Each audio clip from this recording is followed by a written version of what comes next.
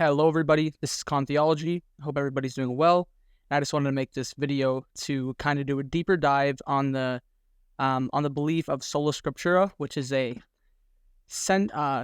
pretty much at the center of Protestant theology and Protestant belief, is that the only infallible source, or the only thing that should be completely referred to, is Scripture. So that would be the Bible. So I'm going to go over that. I'm going to cover a few things. It's one of the 5 pillars of the Protestant Reformation. I'm going to cover another one a little bit in this video, which is sola fide, which is that we're saved on faith alone. I'm going to go over that a little bit. The reason I'm saying a little bit is, disclaimer, not an expert in any of this stuff, but I just want to bring up some stuff here and have a little, commentary about it. And then people who are willing to, talk back and say this is wrong, or you got this wrong, or I have a good defense of it, please let me know. I'm always willing to learn. But I'm going to cover saved by faith alone a tiny bit, but the bulk of this video will be about the Reformation, Martin Luther, and Sola Scriptura. So let's get right into it. So this is the start of a 1,517 year history of, after the Great Schism. The Catholic Church, the West, started to develop strange doctrines and strange beliefs, like a good example being indulgences, where they were people could pay to get less time in purgatory, and purgatory itself is not a important or true church tradition where it's a true thing, where you pass away, you then spend time in purgatory, then enter heaven. And there was a guy named Martin Luther who was a Catholic monk, so he was intelligent in Catholicism specifically.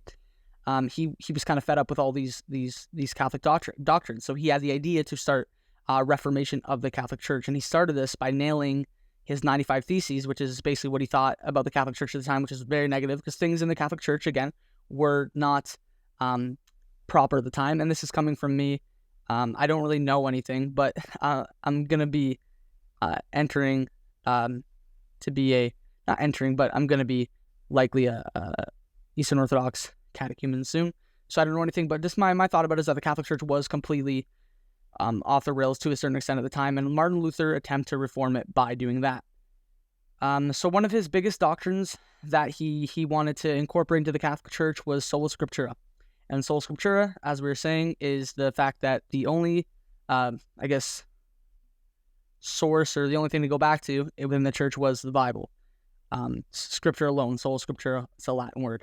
So that's what he thought, and he wasn't just some monk, you know what I mean? Martin Luther ended up literally beginning the Reformation. So at this point, if you're living in the Americas, Canada, America, almost every church you see is non-denominational, or they're Protestant. They're one of the 40 Protestant denominations, and that's really because of Luther. Luther's the one who tried to reform it, and my problem with that, personally, is the main problem. We're going to get into the rest of my actual issue with sola scriptura right after this, but the issue is nowadays, if you walk down the street and you ask someone what Christianity is, they're instantly going to probably point to like a Protestant Pentecostal, non-denominational church, a charismatic church, where that's not what Christianity was founded upon. That's not what it's anchored on, and this is pretty much directly linked to Luther. Even though Luther would see the Protestant churches today and be discouraged of them, I'm still gonna go against it. I'm gonna give out some reasons why sola scriptura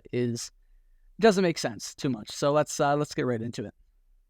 Small quick summary about how the Bible was formed, or the New Testament was canonized, because we got to remember the Bible is not just a book; it is a set of books. It is a library. So the New Testament canon was largely pretty much canonized in the 4th century during a church council. So they'd bring a bunch of leaders from the church together to talk about different things, debate about certain things, explain their stances on certain things. They could all agree upon, something. So they decided to finally canonize, I guess the New Testament in the 400s. So you got to remember, Christ rose in the year 33. So that's like 300 something years, basically, 390 years of no Bible, but the Christian faith existed. So for it to exist without the Bible for such a long period of time, already makes it so there's no way that the only infallible source can be Scripture alone. So this also refers to when Luther claims that the Catholic Church was going off the rails, and that also directly kind of forces against the biblical verse that the gates of hell will not overcome the church. So if something's going off the rails to the point where people are paying for indulgences and they just develop a whole nother area of life, as in hell, earthly life, heaven. Now they create purgatory. That's the gates of hell overcoming the church for the most part, right? So that clearly shows that was not the true church. And the Nicene Creed, which a lot of Protestant denominations accept, there's one Catholic Apostolic Church, one Holy Catholic and Apostolic Church in the Nicene Creed, which a bunch of Protestants accept, but they just claim that it means the wide group of believers. But to be saved on Scripture alone, there needs to be a time where there needs to not be a time where there wasn't Scripture. And there was 400 years where there was not Scripture. So what did they rely upon then? It would be church tradition, which would now be largely, iconography is a seventh ecumenical council kind of thing. There's people using iconography before, but it was just like kind of finalized in the seventh council. But that was, those are things that I would say, they theologically make sense. The Sola Scriptura is not making much sense because there was a time when the Bible wasn't, or the New Testament canonization wasn't. So there's no way that can be, that can make sense. Now, so while this was all building up, to 1517, where people are like, oh, what can be constituted as the New Testament? What can't be constituted as the New Testament? They did end up coming to a fair conclusion on what the New Testament should include. So there's still like the 26 books we have in the New Testament today. It's very solid. It's very solidified. And I would say this probably was the case. This is just a fair estimate. I actually don't know. Probably 7th, 8th century. It's like, these are the books of the New Testament, probably even before. I'm just literally throwing that out. But during all this, even from, first century all the way to Luther in 1517, I'm going to continue even till now. I'll continue on that later. But they still couldn't really say what was Old Testament, what was considered Old Testament, what was considered part of the Bible that was part of the Old Testament. So what books were considered? Like Ecclesiastes, I think was largely disputed for a lot of stuff, but that's a good example where they couldn't debate. There's literally so much more books, like apocryphal books. Like I literally, there's probably like countless books that could be considered Old Testament. They're like, no, some they're like, yeah. And so this is a largely disputed thing. Old Testament canon was largely disputed. So now we go to Luther, and it turns out Luther himself wanted to remove books out of the Old and New Testament. About 9 books he wanted to literally take out of the Old New Testament because he thought it didn't align with, I guess, his personal values or what he thought the church should be, right? So the thing is I will say this to give some credit to Luther. He didn't see himself as infallible. You know what I mean? He seen himself as just like an extension kind of. So there is like definitely some respect to be had in that, but like I think his goal was good is my point, but I think it screwed up a lot of stuff, and I'm gonna kind of explain that more. So he wanted some of the wisdoms of Solomon removed. I guess the research I've done is he just thought it had theological indifferences, but I don't really want to focus on that stuff. There's 5 Old Testament books he wanted removed for basically just like historical inaccuracies and theological concerns he had. But I really want to focus on 2 books, maybe 3 books of the New Testament you want to remove. You have to understand there's only 26 books of the New Testament. Like each one of them is a gem. There's less of them. We have to make sure these are all canonized. We all know what they are. And so this is where I'm going to talk about by faith alone, where he wanted to remove the book of James from the New Testament. And the reason himself, what he said, is that it emphasized works too much. He didn't like the emphasis of a certain thing in the New Testament, so he wanted to remove it. The thing it emphasizes, faith without works is dead, right? So the fact that works is basically maybe the best way to show how much faith you have. So justification by faith alone is kind of not torn apart, but it's highly. The book of James would be the best book to use to debate that you're saved by faith alone. And now we know today that James is still in the Bible, and it is just fine, and it is the book if a Catholic or an Orthodox is trying to debate a Protestant on why you cannot be justified by faith alone. And he wanted to remove it maybe for that reason, but he definitely did not like the fact that it emphasized works too much. Just because he didn't like it, he wanted to remove it out of New Testament canon. Just one guy, Martin Luther. Yeah, I don't like it, right? And then he also wanted to remove the Book of Revelations. Everyone knows the Book of Revelations because he thought it was too hard to decode, and he didn't really. He thought the symbolism was too complicated in it. So I don't know really what to say about that. I mean, it is a highly symbolic book, but if we take it as historically true, and it was a revelation to John, this is something important to have in the New Testament, right? This isn't something we're like, it's too hard to get out. No, that's not something we do. It's very important because this is a book of the apocalypse, and it's very important to read. And from my understanding, he also didn't want the letter from Paul to the Hebrews in because he didn't really trust the authoritative, like, I guess, like, who wrote it and where it's from.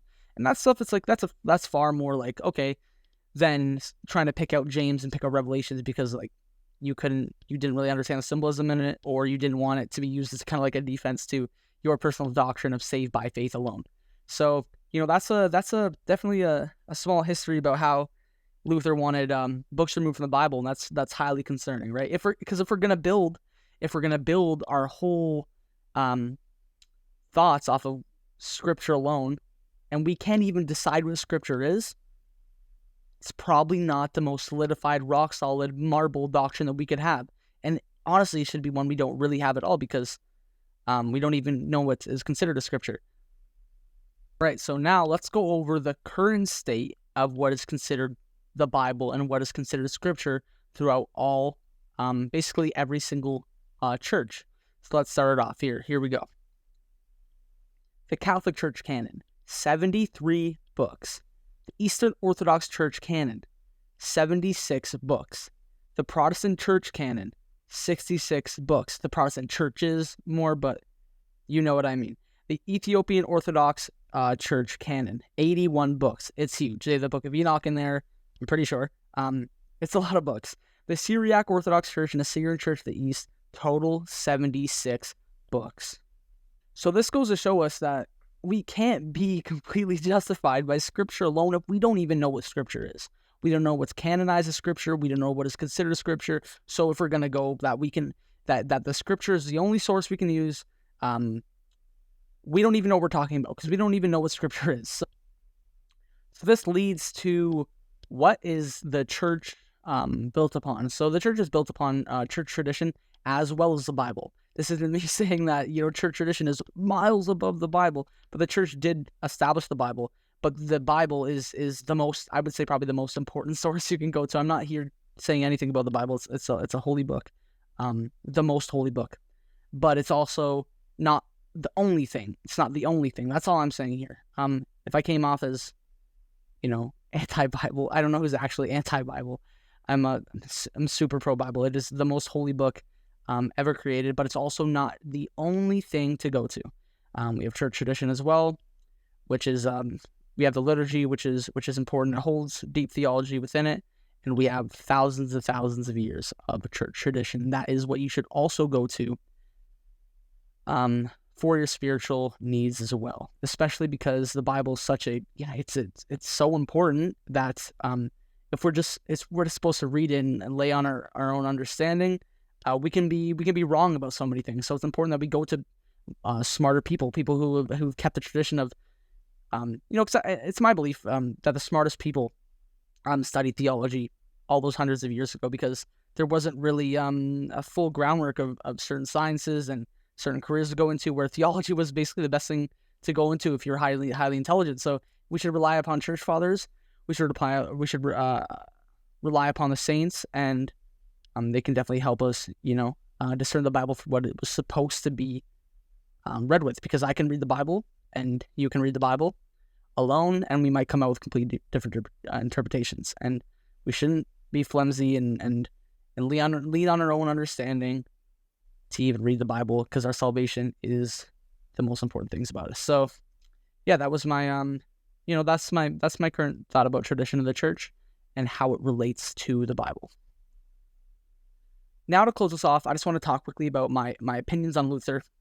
Maybe as a human, I don't want to judge him too much, but as a human and just Protestantism where it is today, and just a small thing about it, because I think it's something I could definitely tackle in a bigger video, but I'll just talk about it very quickly. So Luther, I don't think he's some evil antichrist in a way.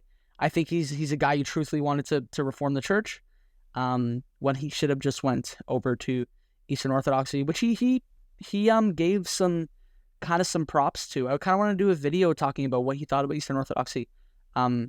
He did have issues, obviously, because he wasn't Eastern Orthodox, but he did, he accepted some of the doctrines. Well, I think it was more Orthodox and Luther had a common enemy, which would be not enemy, but a common disagreement with the Catholic Church. So that's more what it was. But Luther, I think he wanted to do something great.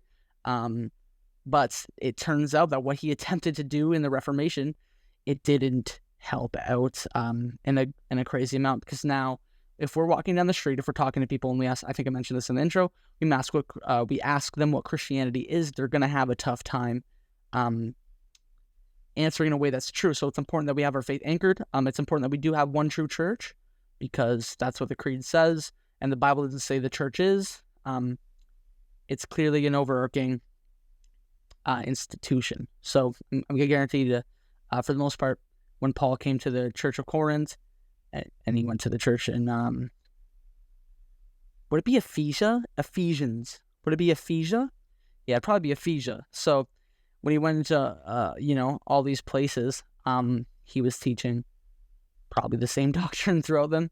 And there should have been at least one upheld doctrine. And the fact that we look at all these churches, the Protestant churches today, and they're all teaching different things. They're outright teaching heresies for the most part. And they have women clergy, which, I will say this, I think it says it in Corinthians, it's definitely one of Paul's letters, where women should be covering their heads during prayer and during worship. And you definitely don't see that in Protestant churches. I haven't visited a Catholic church personally, but maybe they do there, but it's relatively common in Eastern Orthodox churches, and that's a biblical doctrine in itself. So if we're gonna follow, I don't want to judge the people, but the institution of the church should be judged because it's holy. So the fact that they're not holding up some of the deepest biblical and religious truths might point to the fact that they cannot be the true church. So that was my my little video about Sola Scriptura. I hope you enjoyed it, and I hope you learned something. And I also hope that if you don't agree with something I said, you comment and just tell me outright, like, that is not right. This is actually looking at this and looking at this and looking at this. I'll happily look at it. And, I will, I'll go over for sure, and I'll study it, because, I'm pretty new to this stuff, but, I think I'm learning good. So, may God guide you all, and I hope you guys have a fantastic night, and, peace out.